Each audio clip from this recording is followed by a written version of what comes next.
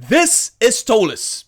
Well, you probably already knew that because you clicked on this video and it's all I've been talking about on my channel for the last couple of months, and it was part of my top 5 books of 2024 video. And after doing a complete video series of everything about Ptolus that I like and everything that I wanted to talk about, it is time for me to wrap that up into a bite-sized video of my final opinion about Ptolus. So here's 5 reasons why you should get it.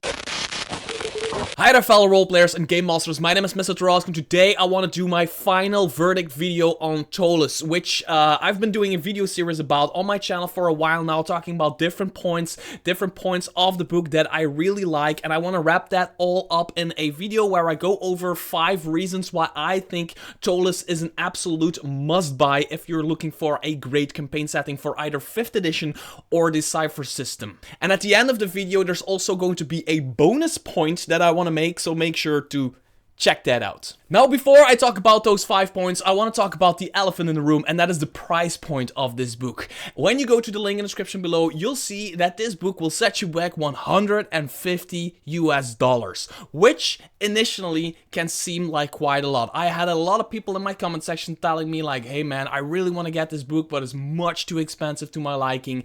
Now, there's a few things that I want to say about that. First of all, the book Ptolus is 617 pages thick, meaning it is like 3 or 4 books, right? So then if you divide 150 between 3, it's actually 3 books that cost you 50 a piece, right? But also something that I always keep in mind when I buy RPG books or a pair of pants or a video game is I always take the initial price point, I divide it by the hours that I use it or have fun with it, and the number I end up with then is the actual price point of the product. If you buy yourself a pair of pants for $100 and you wear it every day and after a year it's still not broken, that's a cheap ass pair of pants, and it saved you countless of dollars of not having to buy other pants, if you know what I mean. And that is exactly what Ptolus is. I have been having so much fun with Ptolus that its price point eventually, after using it that much,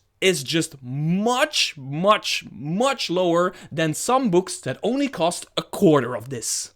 And then, with that out of the way, let's finally get into 5 reasons to get Ptolus. First up, Delver's Square. Delver's Square is so incredibly well designed that it makes a 670 pages thick campaign setting book actually pretty damn approachable. Now, the first time that I got Ptolus from Monte Cook Games, it sat on my shelf for quite a while, because this is the book, and it is a campaign setting in and around a city called Ptolus. And there is so much going on in this book. There's dungeons in here, there's adventures in here, there are NPCs, politics, all kinds of districts, everything you know and love from a city campaign setting, but 670 pages of that. Meaning that I got completely overwhelmed. But it also came with a lot of player handouts, which I will talk about a little bit later, and one of them is Delver Square, and an entire section in the book is actually all about Delver Square. There's a lot of information on it, but if you read that as a game master, you actually have a very good starting point. Now, the design philosophy of Delver Square is pretty damn amazing. Normally, generally, when you're playing a campaign or whatever in and around an adventuring area, you often have your players have like this little, I don't know, a little village or a town where there is an inn and there's some basic shops and all of the necessities are there, like food, drinks and lodging, and they can buy healing potions there, they can buy weapons and ammunitions there and all of that stuff, right? They can buy a horse there, a car there, all of that stuff, right? And then around that town is where the characters go for adventure. They might go into a dungeon and every now and then they come back to that town to kind of regroup, or a character died and they want to meet up a new hero, that kind of stuff. Delver Square is exactly that within a city. Delver Square is basically a village that sits, it's a hub. It's like a hub when you play Monster Hunter, right? You have your hub, your little village, and then everything around that is the adventuring area.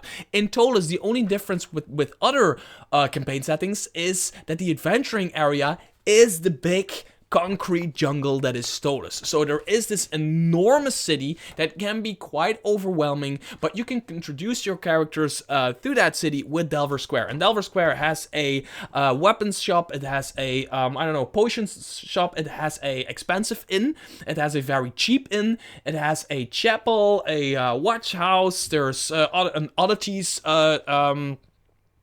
kind of store that sells all kinds of weird oddities, all of that kind of stuff. And then there's a staircase right here underneath the statue that brings you on to the undermarket. And you can have like, there is a signpost here that where people can post like wanted posters and all that kind of stuff. And your players can start their adventure from Delver Square and every now and then come back to this Delver Square. So you as a game master can also just like use Delver Square kind of as the base, and then when your players are going to a certain area or a certain group of people, you only read that part of it, and then you know enough of it to start your game, and you then, for the next game, prepare the next part of Ptolus. So you do not have to read through 670 pages of 6,000 kilograms of book in order to be up to speed.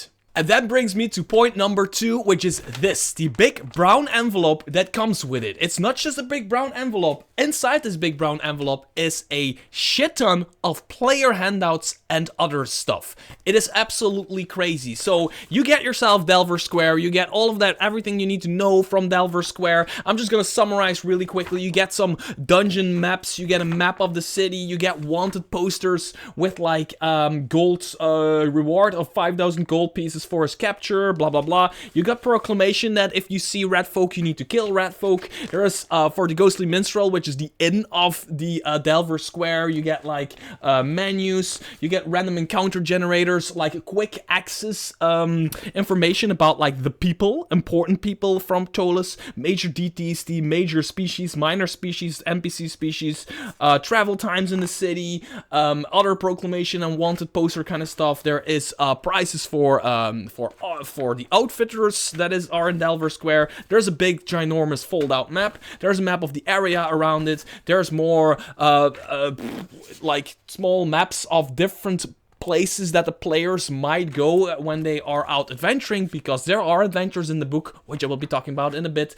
There is more information for the Game Master, Ptolus at a glance, which is really, really cool. It talks about the population, the economy, law enforcement, organization, and on the other side, it talks about the districts really quickly for you as a Game Master to have at least some quick reference if a player out of left field asks you about, I don't know, they ask you about, hey, what is the North Market all about? And then you go like, okay, known to locals simply as the market. This district is filled with open squares, teeming, blah, blah, blah, blah. You read that out loud, or you read that to yourself, and you make of that what you want. Until the next session, you read deeper into it. There's a calendar here, holidays in here, it's crazy. There's random encounters, generations, crime and punishment, really cool one. For certain crimes, intentionally spreading a plague. Punishment, death. Just so you know. There is more, like, people who want to go really deep into this, that kind of lore stuff of Ptolus. There's even citizen papers in here. Like, yeah, you can become an official citizen of Ptolus.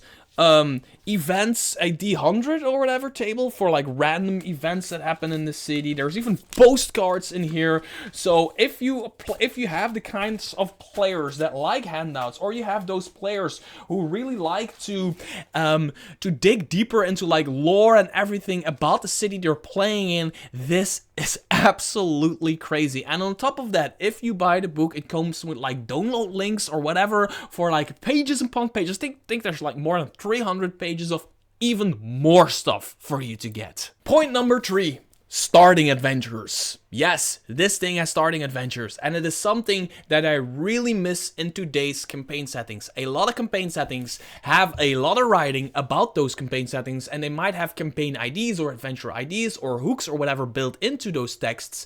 Often there are no adventures, and you need to buy another book in order to start playing in and around that campaign setting, which is something that I really don't like. I think every campaign setting ever, no matter how good it is, should come with at least one starting adventure, just to get the ball rolling. But Monte Cook Games has done that. Not only have they added one starting adventure. They've added Delver Square, which I talked about, it's point 1, which is like the starting point, has like a lot of like adventure hooks and ideas and inspiration for the GM. On top of that, they added 4 starting adventures, each taking you to a different part of the city, giving your players a vibe of the city, and giving you as a game master the vibe of the city, and making sure you and your party are on the same page when it comes to Ptolus, and make you decide and make your players decide if they want to stay in and around Ptolus or they just want to get the fuck out of there because they got themselves into trouble. One of them is like a dungeon crawl, the other one is more like politics, and all of these adventures are completely different, and they are, I have a separate video on them, and they are just really well written. Most of them will take you more than 1 session to play, some even like 2 or 3 sessions to play.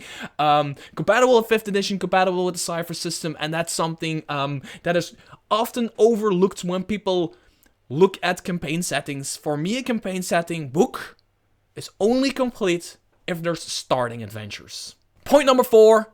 Options. If the 670 pages of the campaign setting, with all of its districts, all of its politics, all of its adventure, all of its areas, all of its dungeons, all of its NPCs, all of its monsters, and Delver Square and the starting adventures are not enough, there's always options. You can buy, for example, Ptolus City of Adventure. This is an adventure book that I have that has 3 adventures in and around the city of Ptolus. I played one of these. I ran one of these. The Rune Blood Blessing. I always need to be really careful when I... the Rune Blood Blessing, which was a really great, really cool adventure, which I ran as the first adventure for my party in Ptolus. At the end, during the boss fight, they got themselves a TPK.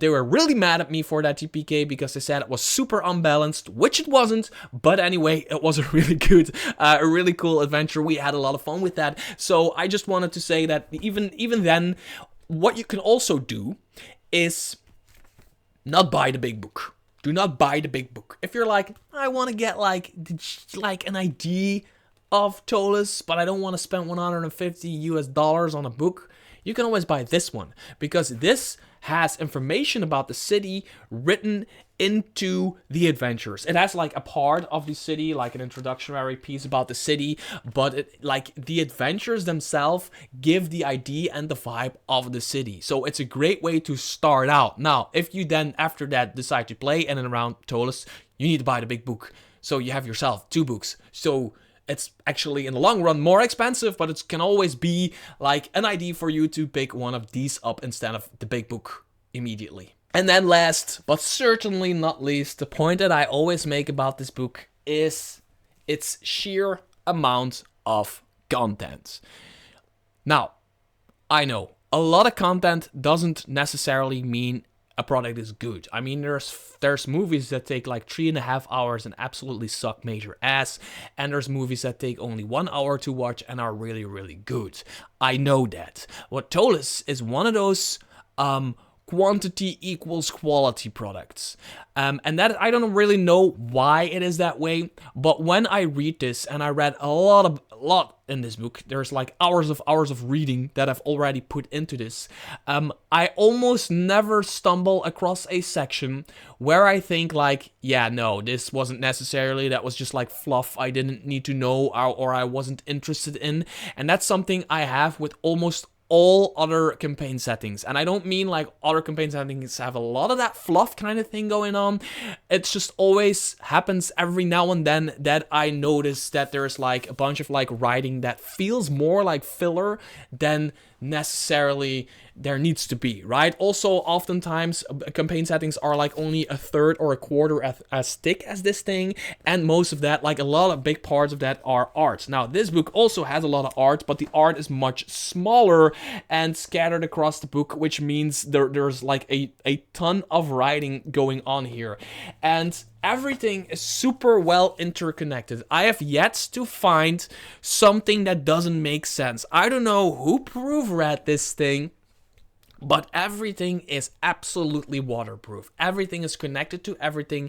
And to my opinion, maybe somebody has found some plot holes or whatever, but I haven't found any of these plot holes in here.